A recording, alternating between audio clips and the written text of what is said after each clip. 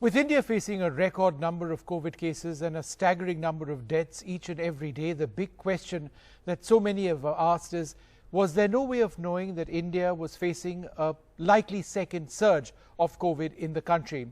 Well, in fact, there was, and there is a high-powered government panel which is doing exactly this. They are some of our leading scientists, and they are modeling exactly where COVID is headed for in this country. And they did, in fact, have an idea that a second surge was coming. Dr. Vidyasagar, the National Science Chair of IIT Hyderabad, joins us. He's also chairman of the National COVID-19 Supermodel Committee. Thank you, sir, very much for being with us. When did you know that India was facing a second surge? So, I think generally everybody in the government and the scientific community, they knew that cases were beginning to rise. If you look at, for example, the number of cases in the state of Maharashtra, already by the first week of March, they were showing a very clear upturn. And at that point, we could not make a quantitative prediction. See, it's one thing to say cases are rising, anybody can say that. But to make a precise estimate of, pardon me, make a precise estimate of when the cases would peak, what the peak might be, we did not have enough information at that point in time to make a reliable prediction. So what was your prediction? Professor Vidyasagar? On April 2nd, I'm coming to that. So that's when we formally made a prediction, April 2nd. What was your prediction at that stage based on incomplete data? Okay, so that's a very good question. There are two aspects to the prediction, right? One is what is the predicted peak value, and the other is what is the predicted time. Do you understand? Yeah. When will the peak come and how high will be the peak? And both are equally useful because the predicted peak that we showed to the government was very low. It was off by quite a bit. We said somewhere around 1.2 lakhs would be the peak. And you know as well as we do, that was quite badly off. However, the timing that we had predicted was around May 15th to the 22nd for the peak. And if I may, I'll just explain why that piece of information is important. Because there were some plans afoot at that point in time to bring on stream some solutions that may take, let us say, 3 months, 4 months to fructify. And we wanted to convey the message that no, we don't have that kind of time. Whatever we do now, it has to pay off in the next 4 to 6 So, Professor, weeks. just so that I understand you, in the month of March, you had data, albeit incomplete data, which you gave to the government with the submission that things needed to move right away. No. That is, I'm sorry if I didn't explain correctly. I said that the data was available to everybody. They could see in the month of March, already the curves were rising, you can see. But that was not enough to make any kind of a reliable prediction. So the first formal presentation we made to the government was on April 2nd. Okay. Where we went with some sort of a quantitative prediction, which was pretty accurate in terms of the timing of the peak, but quite incomplete and inaccurate in terms of the value of the peak. And if you have been following our tweets, I've been following this very closely. But my question is, in the beginning of April, when you did go to the government formally with a certain number and with a certain date, when we are looking at early May for this to peak, what was the response of the government then? Yes, okay. So just to clarify a small error in what you've just said, when we went to the government on April 2nd with our quantitative predictions, we had predicted a peak of between May 15th to May 22nd. And if you have been following our tweets, we have actually brought the time forward, and we're saying that the peak is going to be in the next week or so. Yeah, that around means, the 4th of May. Yeah, exactly. That's exactly what we're saying. So, and part of the reason for the peak coming forward is because the cases have been climbing more steeply. No, Professor, I understand that, but I'm asking what happened when you, on the 2nd of April, went to the government formally and said the numbers are fairly large and the peak is going to be in the first week of May. How did they respond to you? Oh yes, that's a very good question. So what happened was that some of the focus shifted from long-term measures and medium-term measures to short-term measures. That is, bringing a bunch of beds on stream right away, making plans for oxygen supply, all these kinds of things that had to be done on a war footing. I'm not by any means saying that we were the only ones to flag this, but we were amongst the ones to flag that there is a need for an immediate response.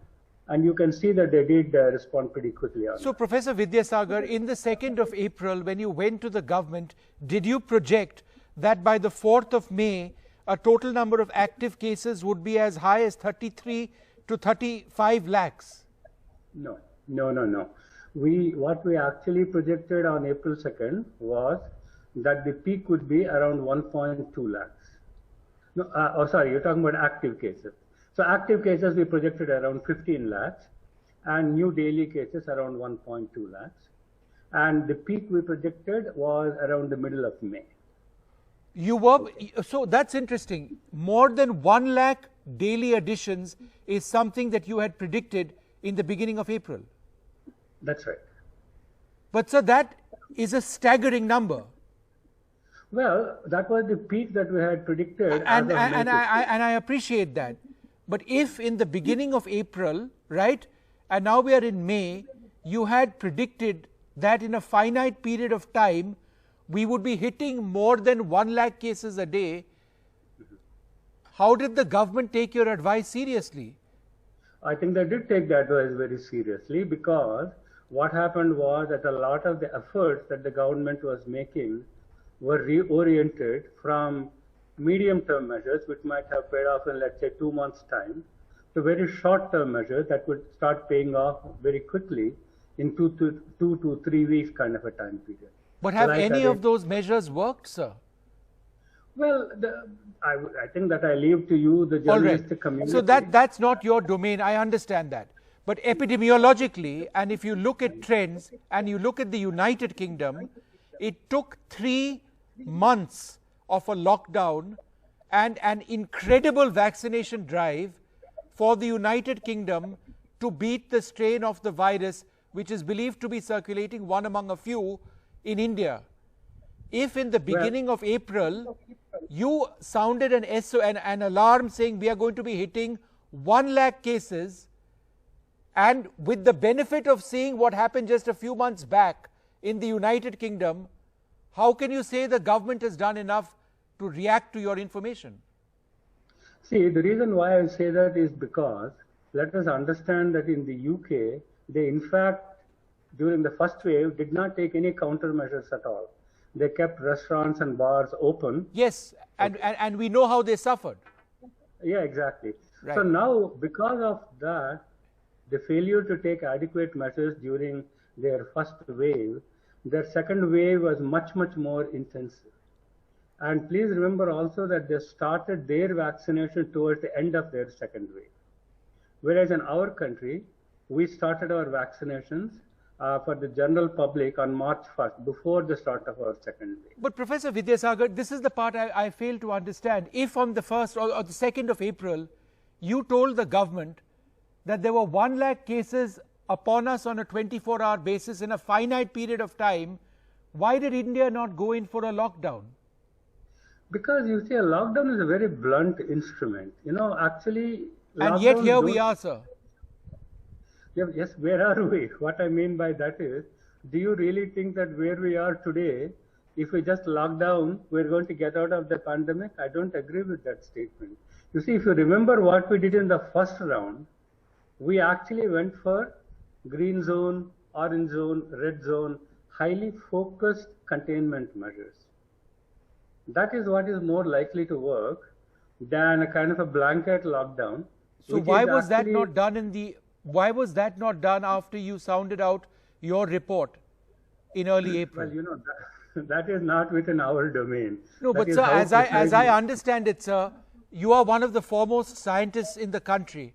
You sounded out, and you sounded out people in March, albeit with incomplete information. You had more information in the month of April, which you've just shared with us. And that information was more than 1 lakh cases on a 24-hour basis in a finite period of time. Was enough done? I mean, I think we can look at what the results there are right now. You can say, okay, the blanket, all India shutdown, not correct strategy. Whatever strategy, sir, micro containment zones, red, orange, green, whatever it is, the fact of the matter is, with those numbers, have we done enough? So I think that yes, let's put it this way. First of all, the magnitude of our second wave was higher than the magnitude of second waves in Europe, specifically Italy and the UK. Yes. And higher than in USA as well. So in terms of what we could do, so some of the measures that have been put in place, like making up makeshift hospitals. So for example, the armed forces have swung into action to put up hospitals in various places. Sir, respectfully, Professor, people are gasping for breath in Delhi. The measures which have taken place are very small compared to the requirements, sir. Well, I'm not disagreeing. So, Professor, let's stick to your area of specific expertise. And let's just look at, number one, if there is underreporting, as has been widely believed to be the case, then how do we know the true number of cases by the middle of May or a few days later in May who would have perished? So that's actually a question that I've been waiting for somebody to ask me. You know, all these interviews I have given, nobody ever asked me, how do we as the modelers account for the difference between the reported number of cases and the actual number of cases? So the answer that I as a modeler would give is the following. Let us assume that cases are being underreported. And you would know that far better than I would because you're on the street, you're on the ground, and you know the situation. But the ratio of underreporting, if any, does not change from one day to the next. Do you understand my point?